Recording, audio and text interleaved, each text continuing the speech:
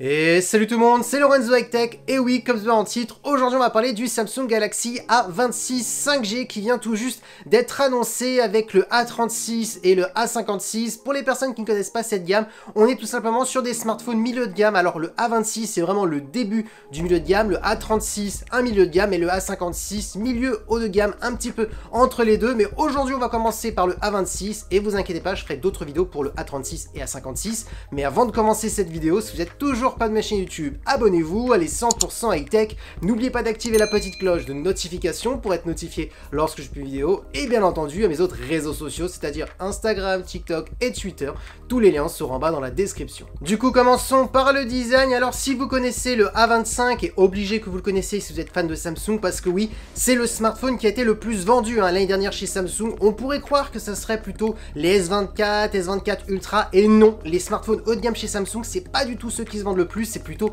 les entrées de gamme, milieu de gamme, et le A25 de l'année dernière faisait partie des meilleures ventes sur le marché. Du coup, si vous vous rappelez du design du A25, et ben on n'était pas du tout sur le même design, donc là, un changement complètement différent sur ce A26, notamment au niveau du dos, avec bien entendu les capteurs photo, comment ils sont positionnés. On aime ou on n'aime pas, ça c'est une question de goût. D'ailleurs, dites-moi ce que vous en pensez en commentaire, moi je le trouve plutôt joli. Maintenant, on va parler tout de suite des caractéristiques de la face avant. On est sur une grande diagonale de 6,7 pouces avec une très bonne définition Full HD+, accompagné par une technologie d'écran AMOLED et accompagné par un taux de rafraîchissement de 120 Hz. Donc là, ce qui est intéressant, c'est l'AMOLED, le Full HD+, le 120 Hz. Par contre, attention, ce n'est pas un vrai 120 Hz avec une dalle LTPO qui peut descendre de 1 Hz et monter jusqu'à 120 Hz. On est sur un taux de rafraîchissement variable entre 60 et 120. Donc oui, c'est un 120 Hz qui consomme beaucoup plus qu'un 120 Hz des smartphones haut de gamme. C'est ça aussi la différence entre un smartphone entrée de gamme et un smartphone haut de gamme. Mais bon, je préférais quand même le préciser. Ensuite, au niveau de la luminosité, on peut atteindre un pic maximal de 1000 nits. Donc oui, c'est pas un écran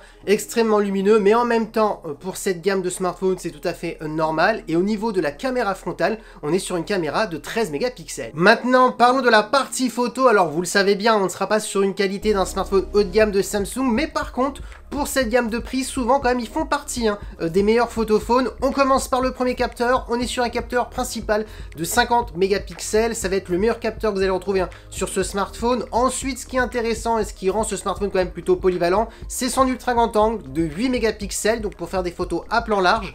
Et comme troisième capteur, on est sur un macro de 2 mégapixels. Là, par contre, je le dis souvent, les macros servent à rien parce que souvent les qualités sont médiocres. Très peu de personnes l'utilisent. Donc là, souvent, c'est quand même du marketing.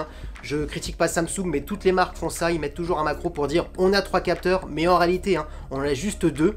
Et au niveau de la partie vidéo, on pourra filmer en 4K en 30 images par seconde. Et bien entendu, la grande nouveauté et le point fort de ce smartphone, et Samsung a un petit peu appuyé sur ça aussi en termes de marketing, et c'est l'ajout de l'IA. Et oui, les A26, A36, A56 possèdent l'intelligence artificielle de Google, notamment pour la photo. Donc oui, pour tout ce qui est gomme magique, si vous voulez supprimer quelque chose que vous ne souhaitez pas que ce soit sur la photo, améliorer un petit peu la qualité de la photo avec l'IA, ça sera à bord de ce smartphone. Ensuite, deux bons points très positifs sur ce smartphone, c'est la certification IP67 qui veut dire que votre smartphone est waterproof. Si malheureusement vous faites tomber votre smartphone jusqu'à 1 mètre de profondeur, il fonctionnera toujours. Donc ça, c'est le premier bon point. Deuxième bon point, bien entendu, c'est au niveau des mises à jour. Samsung avait annoncé déjà il y a quelques mois que ces smartphones entrée milieu de gamme allaient acquérir 6 ans de mise à jour majeure Android.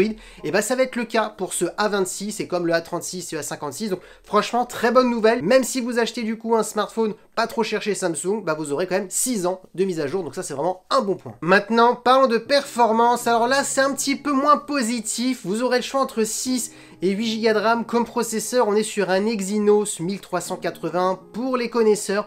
Vous savez très bien que c'est un processeur qui date d'un an, donc de l'année dernière. Donc ils ont récupéré ce processeur de Samsung et ils l'ont mis sur le A26.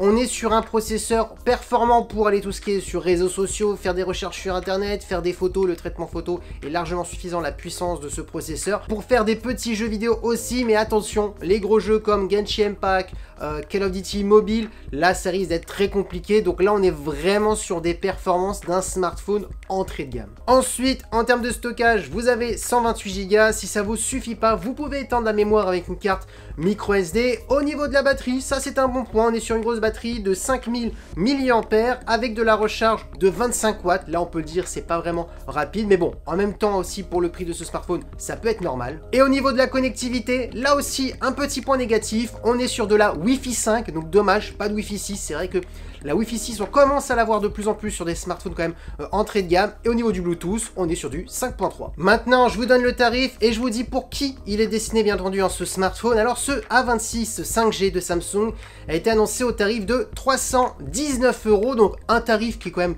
plutôt bas. Maintenant, je sais que certains vont me dire, oui, mais chez la concurrence, notamment chez Xiaomi ou Realme, pour ce tarif, on va avoir un bien meilleur processeur pour ceux qui veulent faire du gaming, etc. Ben là, ce que j'ai envie de vous dire, c'est que on n'est pas sur un smartphone pour les gamers, mais plus pour un profil d'une personne qui veut quand même un smartphone pour ce tarif qui soit correct en photo. Et là, Samsung l'a prouvé depuis plusieurs années qu'ils sont meilleurs que ces marques chinoises pour ce tarif, notamment aussi au niveau de la polyvalence, là, grâce à son capteur principal, à son ultra grand angle. Le traitement photo de Samsung est quand même meilleur par rapport à pas mal de marques chinoises. Ensuite, le point positif, c'est bien entendu la certification waterproof. Tous les smartphones à ce tarif-là ne sont pas certifiés IP67 minimum, donc ça c'est un autre bon point. Et ensuite, le gros argument que n'a pas Realme, que n'a pas Xiaomi, bah bien entendu, c'est les 6 ans de mise à jour. Et oui, pour une personne lambda qui s'en fout des jeux vidéo, qui s'en fout des performances, mais qui veut un smartphone qui dure dans le temps, quelqu'un qui ne veut pas dépenser énormément d'argent, mais quand même avoir un smartphone qui dure dans le temps et qui fasse de bonnes photos par-ci par-là, réseaux sociaux, recherche sur internet, et bah là on est sur un profil parfait pour ce smartphone. Et ça, bien entendu, Samsung l'a compris, parce que oui, l'année dernière, Samsung a battu par exemple Xiaomi et Realme en termes de vente pour les smartphones entrée de gamme. Et c'était bien entendu le Samsung Galaxy A25. Et voilà, la vidéo est terminée. Dites-moi en commentaire si ce Samsung Galaxy A26 vous intéresse, quelles sont les caractéristiques qui vous ont plutôt plu sur ce smartphone. Si la vidéo vous a plu, n'oubliez pas le petit pouce like, de vous abonner sur cette chaîne YouTube et d'activer la petite cloche de notification pour être notifié lorsque je publie une vidéo. Et bien entendu à mes autres réseaux sociaux, c'est-à-dire Instagram, TikTok et Twitter. Tous les liens seront en bas dans la description. Et maintenant je vous dis à très bientôt. C'était Lorenzo High Tech. Ciao.